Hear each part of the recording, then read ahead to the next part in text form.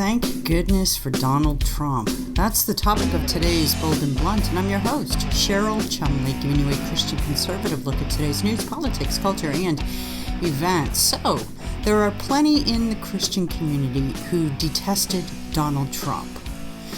Well, Roe v. Wade, do you still? That's the beauty of having a president who may not have a Twitter feed that meets your approval, but takes actions in line with Christian conservatism and does so boldly, leading to Supreme Court justices' rulings that finally address problems that we've long had in this country, that being the idea of abortion being a matter for the high court to decide rather than the individual states. Before I get into all that, I want to give a quick heads up that if you like Bold and Blunt, you can find Bold and Blunt wherever podcasts are offered, but also at edify.app. That is the online platform for faith-based podcasts. Check them out. All the podcasts there are great, and I'm happy to say that Bold and Blunt is among its esteemed lineup. You can also get Bold and Blunt, of course, at washingtontimes.com. Just go there, find my name hyperlinked, click on it, scroll to the bottom, and you will see easy directions on how to sign up for my 3 times a week newsletter at the Washington Times, which contains all my commentaries that I write all week long, as well as my twice weekly Bold and Blunt Tuesday and Thursday podcast. So, Donald Trump, the Donald Trump effect. After all, it was Donald Trump who managed to bring to fruition Supreme Court justices that believed in the limited government aspects of the Constitution, the separation of powers, and, God forbid, a godly moral people. This is why we have Roe v. Wade being turned back to the states to decide. And this is actually a win for all of America, whether you applaud abortion or detest abortion. This particular case should actually meet with your approval, because unless, of course, you're the far left, radical far left, that believes abortion should be on demand, easy, even taxpayer funded, up until, and in some cases, even past the 9th month. And that's pretty much what the Democrat Party has become, filled with these far leftists. But for the rest in America, this case is actually a sane ruling, because it puts back into the state's matters, into the state's hands to decide whether or not abortion should go forward in the respective states, and whether abortion should have any limits, and whether abortion should have any restrictions, and whether taxpayers even should fund abortions. It's called the 10th Amendment, folks. It's the 10th Amendment states' rights, and that's where abortion always belonged. Even Ruth Bader Ginsburg thought as much, the now deceased Supreme Court Justice, who was no friend of conservatives. Even she thought Roe v. Wade was poor judicial strategizing, poor judicial decision-making. And so here we are now, historic in America. Many people in America have grown up with the idea that abortion was a guaranteed constitutional right. And so this is surely a wake-up call to them, a slap in the face to some who regard it as egregious overreach on the part of the judiciary. That being said, now legislators, lawmakers, the legislative branch in each and every state has to step forward and decide what they are going to do in their respective states. And this is a win for transparency.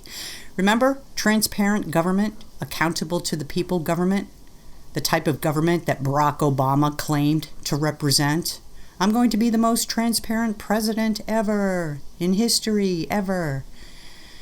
Well, now Democrats have their chance to applaud and cheer and support transparency in government, because now each and every lawmaker in the individual states will have to take a public vote on where they stand on abortion. Bills will be introduced. Pieces of legislation will be brought forward. And legislators, the duly elected, the ones who are accountable to the people, will have to step forward and make their voices heard by way of vote. And we, in our respective states, we'll all be able to see where our lawmakers, whose salaries we pay, where our lawmakers stand on abortion limits, on abortion funding, and so forth. And if we don't like it, well, it'll be easy to toss them from office. Unlike with Roe v. Wade settled at the federal judicial level, we didn't have a chance. If we didn't like it, what are we going to do? I guess if you're a Democrat, you're going to attempt to assassinate a Supreme Court justice. But for the rest of us in the world, that just won't do. That's not what we do in America when we disagree with a judicial ruling. So for the rest of us, it was 50 years of shut up and stifle. We could protest at abortion clinics. We could decry taxpayer funding for abortions. We could petition the government for redress of these offenses to humanity. But there really wasn't much we could do to overturn it because it was already put in place at the highest court in the land. Now, we all have voices. We all in America have our voices returned to us. In our respective states, we can petition our state legislators, our state lawmakers. We can attempt to influence, attempt to sway, attempt to persuade them to vote in accordance with our particular will. And that may be that in some states in America, they decide that, hey, abortion should be free, easily accessible, legal, up until whatever month. That may be the will of the people in those states. The Democrat states, of course, I'm talking about. But if that's the way it is, then at least people will have a way out. They will have a way to either oppose that will at the next election at the ballot boxes, or they can move from those states. It's not like Roe v. Wade is going to follow them like it did when it was at the Supreme Court level from state to state. They can move to a state that is more conservative, more respecting of human life, even the unborn. That right there is why the left hates the overturn of Roe v. Wade, because now in America, there are going to be spots in America where abortion is outright illegal. There are going to be spots in America where abortion on demand is going to be hard to get. There are going to be spots in America where abortion is going to be restricted to the first trimester, to the first 6 weeks, to when the heartbeat of the baby can be detected. And that's sound science right there. You know, for 2+ years, we heard from the Democrats trying to jam vaccines into the arms of American citizens who didn't want vaccines. And then after the vaccines, booster after booster after booster, we heard from the Democrats about the science, the sound science. Pay attention to the science, even though at the time the science was flipping and flopping all over the board. But now we have some real science here. We have some science on how fetuses develop. And we have pictures to go with that science. And we also have science that shows how and when and under what circumstances fetuses actually feel pain. And guess what? It's pretty dang early in the pregnancy. And so we're going to have some states that outright ban abortion. And the left hates that. The Democrat Party hates that. The Democrats are painting this as hatred against women and a rollback of women's rights. But let me ask you this. Since when do women not have control over their own bodies insofar as deciding to have sex or not to have sex? Of course, there's a thing called rape, and of course, there's a thing called incest. And that's a matter that many states will consider in terms of exemptions to any restrictions on abortion they may have, they may put in place. But by and large, most abortions are not due to rape or incest. USA Today cited in 2019 industry statistics, having a baby would dramatically change my life, was the reason cited 74% of time by women having abortions. 74% having a baby would dramatically change my life. I don't want to change my life that dramatically right now, so I'm getting an abortion. 74%. 73% said they can't afford a baby now, and that's why they're getting an abortion. 48% didn't want to be a single mother or were experiencing relationship problems. So 48% wanted an abortion for that reason. 38% said they wanted an abortion because they're done with childbearing. They're just done with having kids. They've had enough. They're done with it. 38% sought abortions because of that reason. 1% sought abortions because they were victims of rape. 0.5% sought abortions because they were victims of incest. Those are statistics from the Guttmacher Institute, and here are some more.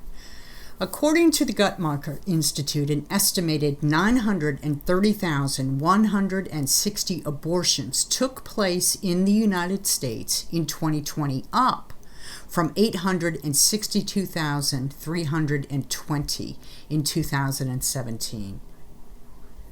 Based on available state-level data, approximately 887,000 abortions took place in the United States in 2019, and that's up from approximately 872,000 abortions in 2018, 890,000 abortions in 2016, and 913,000 abortions in 2015. Only 9 countries in the world, according to the United Nations in 2013, only 9 countries in the world have a higher reported abortion rate than the United States. They are Bulgaria, Cuba, Estonia, Georgia, Kazakhstan, Romania, Russia, Sweden, and Ukraine. China's actual abortion rate is much higher, likely, than what's reported. According to China's 2010 census, there were approximately 310 million women in the country who were considered of reproductive age. An estimated 13 to 23 million abortions happen annually in China, according to the UN. And there stands America.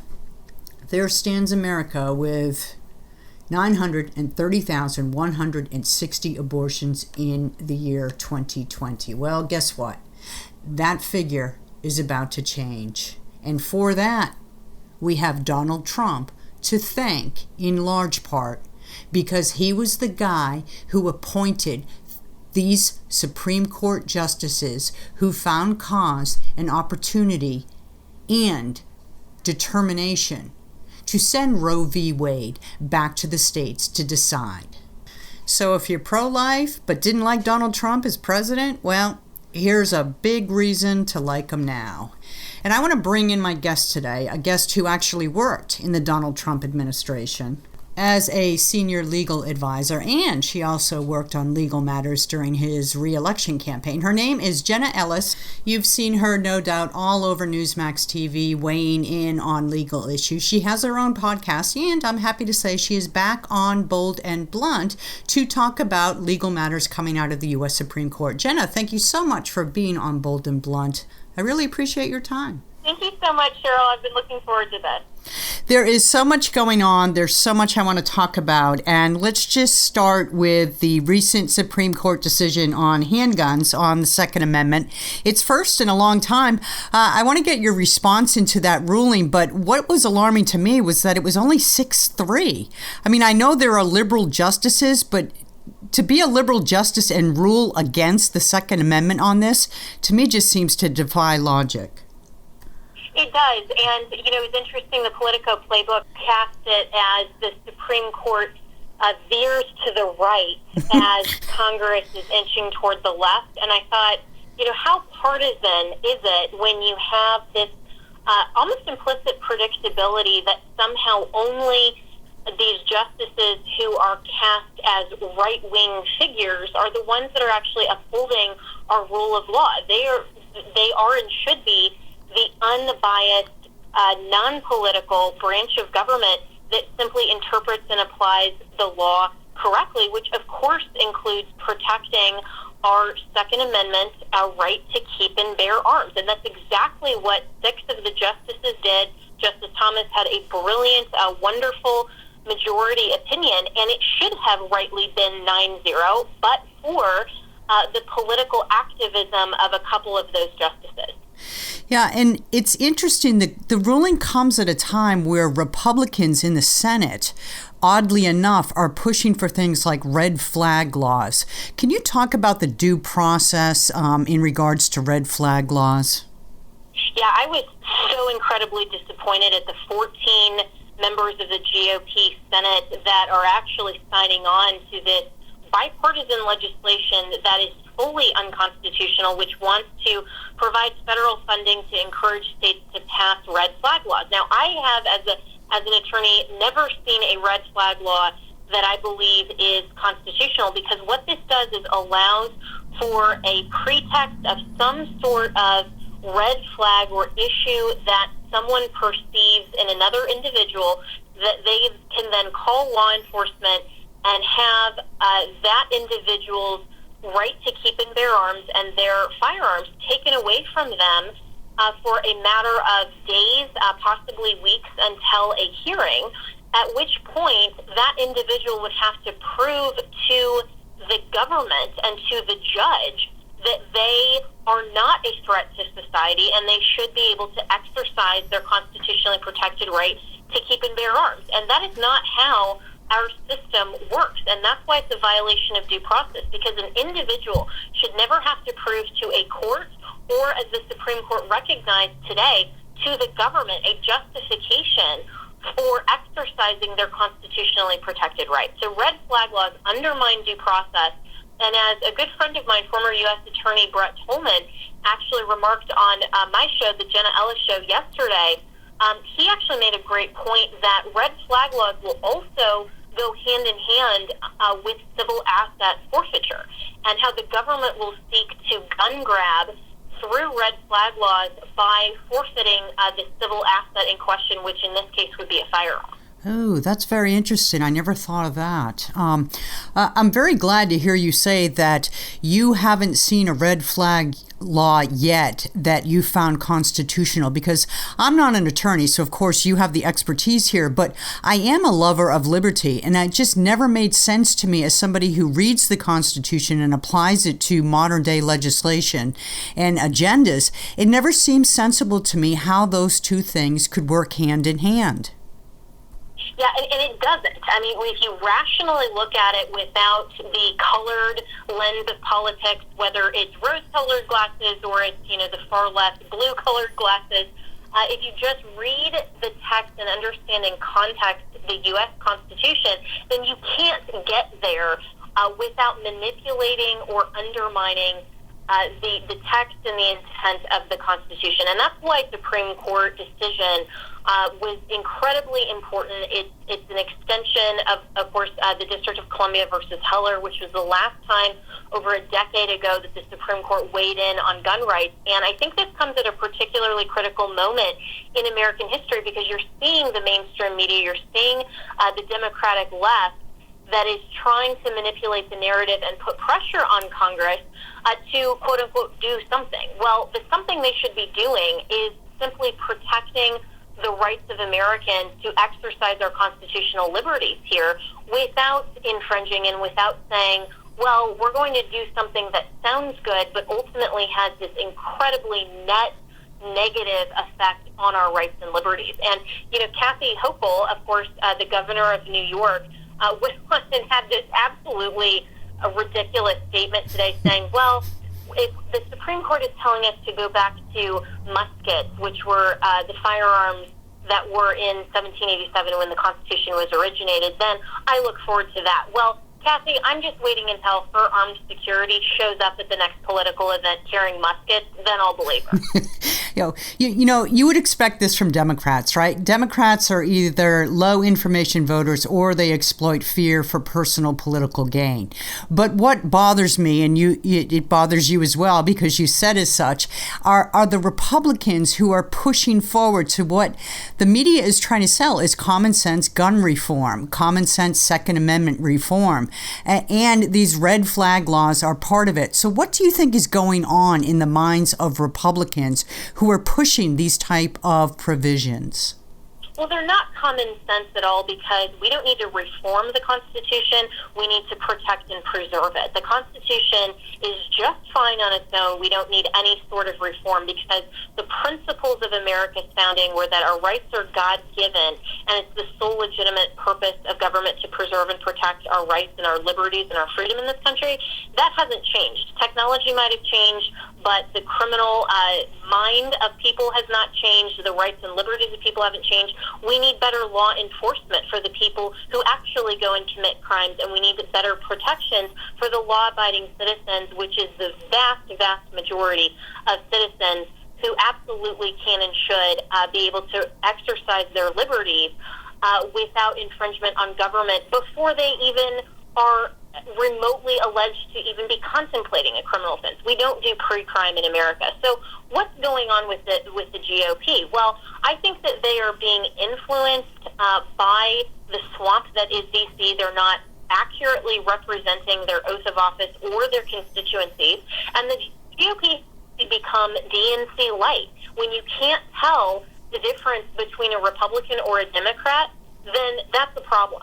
And so for the GOP, and specifically people like Lindsey Graham, who tweeted just back on June 8th, just a couple of weeks ago, that he's never going to let this gun reform pass in the Senate. He's going to be a champion for liberty and freedom. 2 weeks later, he votes on it. What are they thinking? They are thinking they can act in playing by the left playbook, and they can play to the media, they can play to the narrative without consequence from their constituency. And this is why voting matters, because the sovereign in this nation is not Washington, it's not the elite, it's not the elected officials. The sovereign is we the people. We the people get to select and prefer our leaders, and we need to say resoundingly, we remember that, and it doesn't matter what else happens, we are voting you out of office. And that segues into a point I wanted to discuss with you about fears of election fraud. But before I jump to that, I just want to go back to something you said about how it's not the Constitution that's changed, right? In my viewpoint, it's the moral compass of America. It's the morality of America, which has led to things like wide acceptance of, say, fatherless homes and broken homes, which feeds into a lot of these acts of violence with firearms that we see now. How do you think about that statement? Absolutely. And when we have intentionally, as a culture, excised God from society and said that there is no objective moral truth, that it's just my truth versus your truth, well, then of course we're going to see the rise of immorality and things that even the left would condemn as wrong. Well, based on whose standard? If the standard is, well, anyone can just be a woman if they decide, then why are they condemning anyone's truth, even if it's someone who commits such heinous, atrocious acts like going into a school and murdering 19 children? Well, if he's just living out his truth, that is ultimately the worldview consequence of what the left is espousing.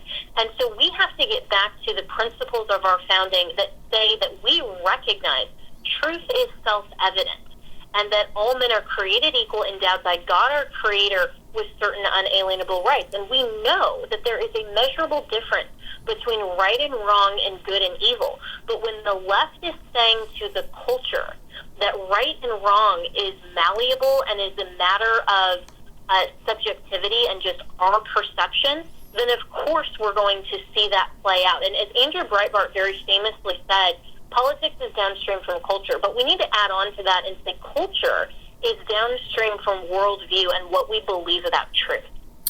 Which kind of makes me wonder about the futility of, I'd like you to just kind of assess the level of futility here about voting, because if you have a population that is okay with moral degradations, then that's only going to feed into the political world. And so I'm glad you brought up about the need to vote, right? Because we all have to do our patriotic duty with that. But is it too late for our votes to even matter nowadays, do you think?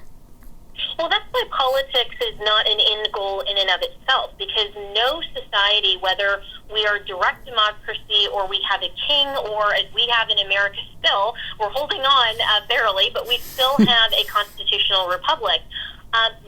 No society and government can function without a moral and virtuous people.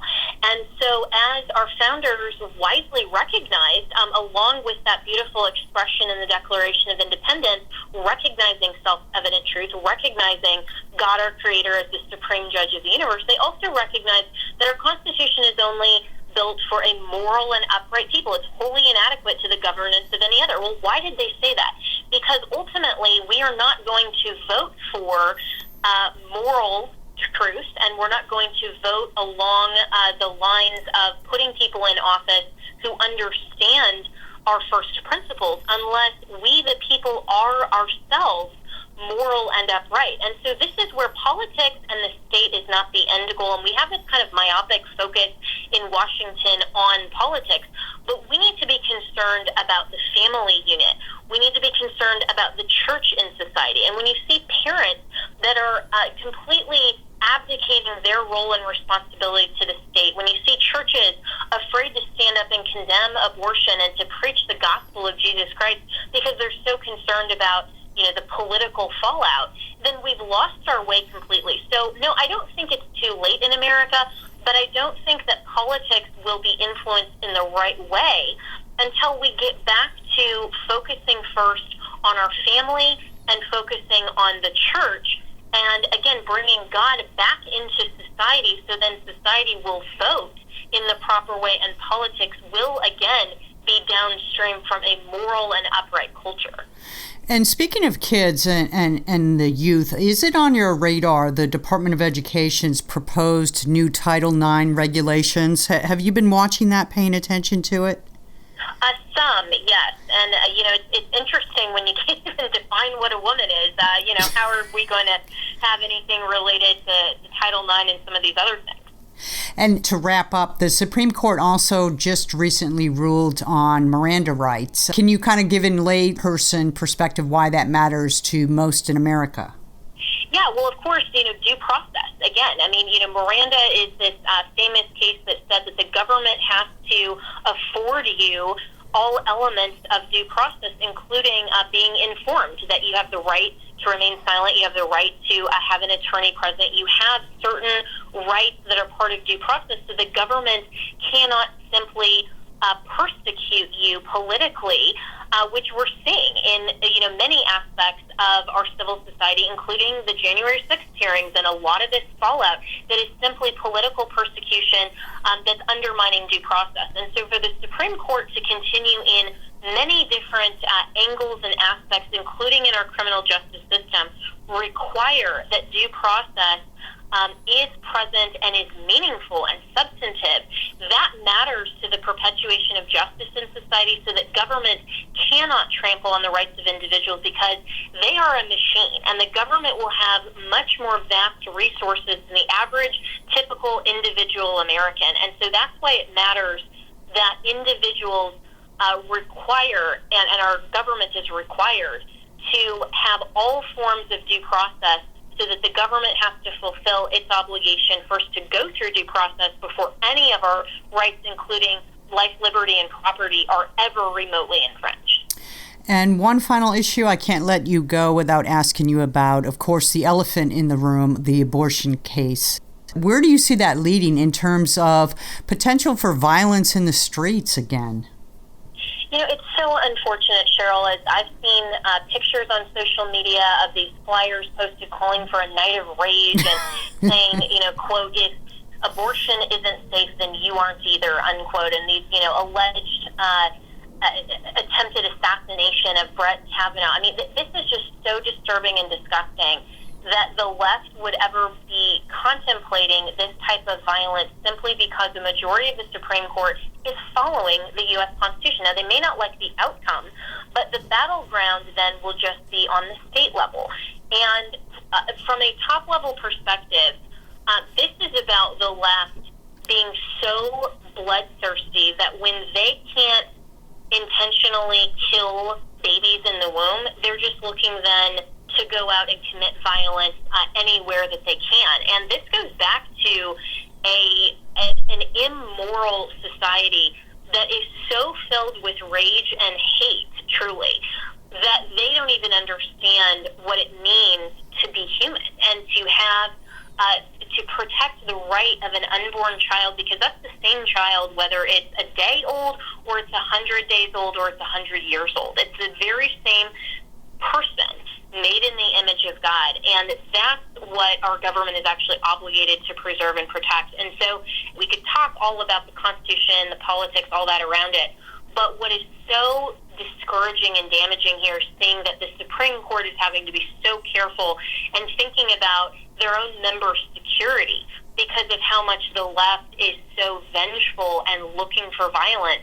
That's not America anymore. And this is where, again, the church needs to be so much more engaged in society so that we can teach the value of human life. Because as much as I'm lauding this opinion, even more than making abortion illegal, we need to strive to make it unthinkable. And that's where the true battleground lies.